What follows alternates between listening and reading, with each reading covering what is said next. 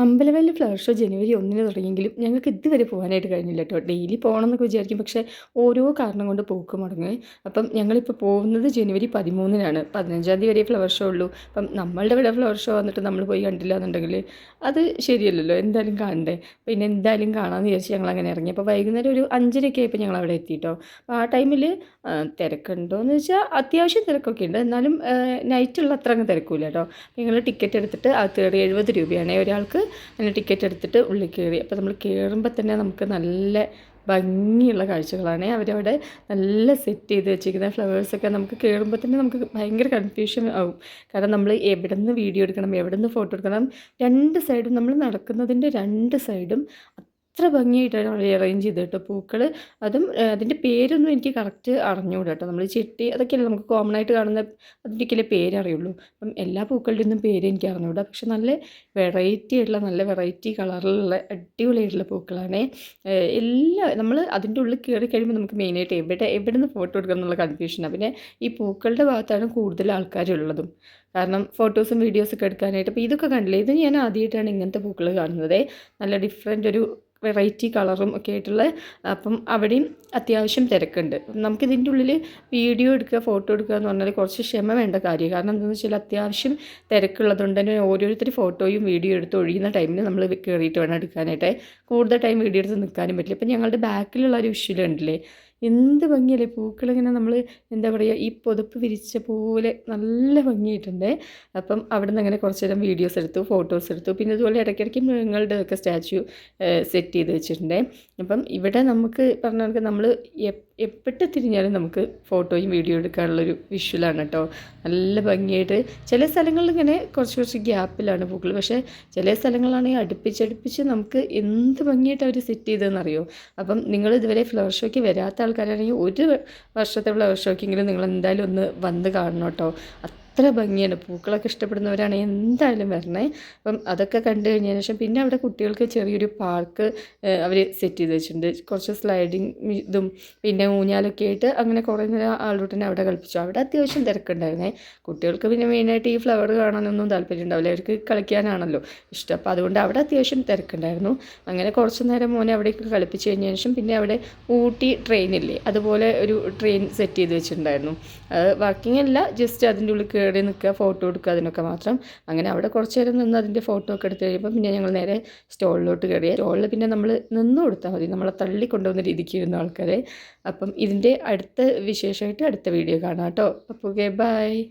അങ്ങനെ flower ഷോയിലെ stall section എത്തിയ സമയത്ത് ഇതായിരുന്നു കേട്ടോ അവസ്ഥ. നമ്മൾ നടക്കേണ്ട കാര്യമില്ല, അവിടെ നിന്ന് കൊടുത്താൽ മതി, അവർ നമ്മളെ ആളുകൾ തള്ളി തള്ളി കൊണ്ടുപോയിക്കോളും. അതായിരുന്നു അവസ്ഥ, അത്ര തിരക്കായിരുന്നേ. അങ്ങനെ ഒരുവിധം ആ സ്റ്റാളിൽ നിന്നൊക്കെ ഇങ്ങനെ നടന്ന് നടന്ന് നമ്മൾ സ്റ്റാളിൽ ലാസ്റ്റ് സെക്ഷനിലെത്തിയപ്പം അവിടെ എങ്ങനെയാണെന്ന് വെച്ചാൽ ഗെയിം സെക്ഷനാണ്. കുറച്ച് 4-5 ഗെയിംസും പിന്നെ ഫുഡ് സ്റ്റോളും ആയിരുന്നു കേട്ടോ. അപ്പം ആളുടെ ഗെയിം കളിക്കണം എന്ന് പറഞ്ഞിട്ട് അവൻ ഈ ബോട്ടിൽ ചാലഞ്ചിൻ്റെ ഗെയിമാണ് ആദ്യം കളിച്ചത്. അപ്പോൾ ഈ വീഴുന്ന ബോട്ടിലൊക്കെ നമ്മളിങ്ങനെ ക്യാച്ച് ചെയ്യണം. അപ്പം അവനാകെ 2 ബോട്ടിൽ മാത്രമേ ക്യാച്ച് ചെയ്യാൻ പറ്റുള്ളൂ കേട്ടോ. അത് കഴിഞ്ഞ സമയത്ത് പിന്നെ VR കളിക്കണം എന്ന് പറഞ്ഞിട്ട് അതിനവിടെ വെയിറ്റ് ചെയ്തു. അപ്പം VR മോൻ കളിക്കുന്ന തൊട്ട് മുന്നേ ചേട്ടനായി കളിച്ചിരുന്നത്. ആ ചേട്ടനെ ദൈവമേ കാറിക്കൂവി കരഞ്ഞ് നമുക്ക് ചിരി വരും. പക്ഷേ ആ ചേട്ടൻ്റെ കളി കാണുമ്പോൾ അപ്പം ഞാൻ ഒരു ദൈവമേ ആൾറൂട്ടിനെ കയറ്റി കഴിഞ്ഞാൽ എന്തായിരിക്കും അവസ്ഥ. പക്ഷെ അവൻ കയറിയ സമയത്ത് ഇതേ കൂളായിട്ടാണ് നിൽക്കുന്നത്.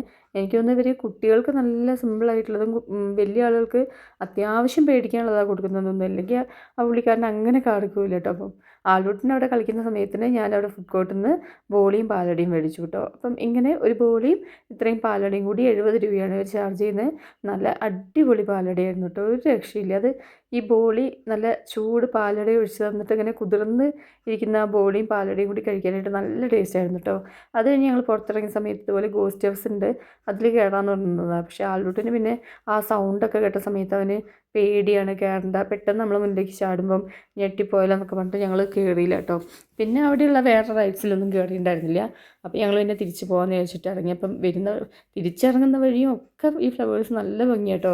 നമ്മൾ വൈകുന്നേരമാണല്ലോ ഇതിൻ്റെ ഉള്ളിൽ കയറിയത്. അപ്പോൾ ആ പകലുള്ള വെളിച്ചത്തിലുള്ളതും രാത്രിയുള്ളതും രണ്ടും വേറെ വേറെ ഡിഫറെൻ്റ് ആയിട്ടുള്ള രണ്ടും നല്ല ഭംഗിയാട്ടോ. അപ്പോൾ ഇതിൻ്റെ സെൻറ്ററിലൊരു കുളമുണ്ട്. ആ കുളത്തിൻ്റെ സെൻറ്ററിലായിട്ട് ഈ വെള്ളത്തിൻ്റെ ഇതിനെന്താ പറയുക, വാട്ടർ ഡാൻസോ എന്താ എനിക്ക് കറക്റ്റ് അറിഞ്ഞൂടാ, അറിയുന്നവരൊന്ന് കമൻറ്റ് ചെയ്യണേ.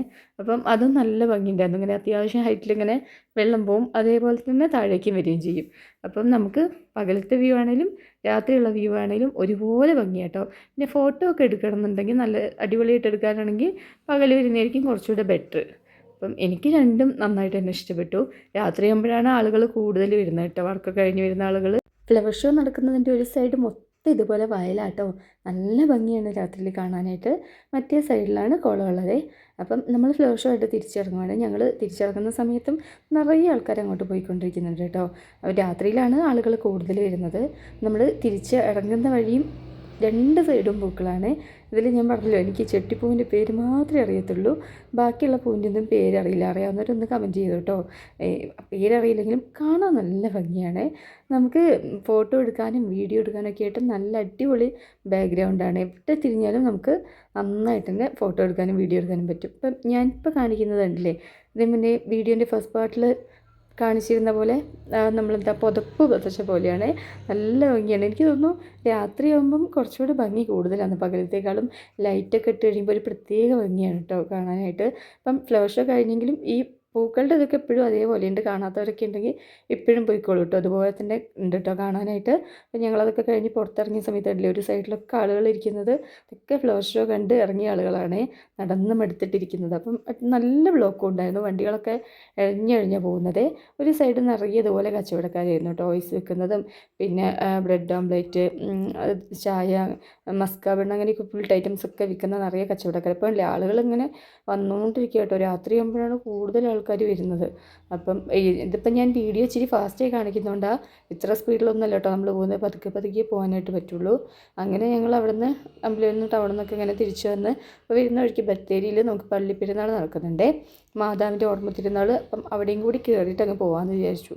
അവിടെയാകുമ്പോൾ നല്ല ലൈറ്റ് ഷോയും വെടിക്കെട്ടും ഒക്കെ ഞങ്ങൾ എല്ലാ വർഷവും പോകുന്നതാണ്. നല്ല ഭംഗിയ ലൈറ്റ് ഷോ ഒക്കെ കാണാൻ്റെ. അപ്പോൾ ഇവിടെ രണ്ട് പള്ളി അടുത്തടുത്താണ്. ഈ കാണുന്ന പള്ളിയിൽ പെരുന്നാൾ കഴിഞ്ഞു കേട്ടോ. ആ കഴിഞ്ഞ അന്ന് രാത്രിയാണ് അതിൻ്റെ തൊട്ടടുത്തുള്ള പള്ളിയിൽ പെരുന്നാൾ. അപ്പം ഈ പള്ളീനെ കണ്ടില്ലേ, ലൈറ്റൊക്കെ ഇട്ടിട്ട് നല്ല ഭംഗിയാണ്, ഇങ്ങനെ മാറി മാറി ലൈറ്റ് എത്തുന്ന കാണാനായിട്ട്. അപ്പം വണ്ടി പാർക്ക് ചെയ്യുന്ന സ്ഥലം ഉണ്ടായിരുന്നില്ലേ, പിന്നെ ഒരു സൈഡിൽ എനിക്ക് കൊണ്ട് പാർക്കൊക്കെ ചെയ്ത് ഞങ്ങൾ നേരെ പള്ളിയിലോട്ട് കയറാണ്. പള്ളിപ്പെരുന്നാൾ വിശേഷം നമുക്ക് അടുത്ത വീഡിയോയിൽ കാണാം കേട്ടോ. ബൈ.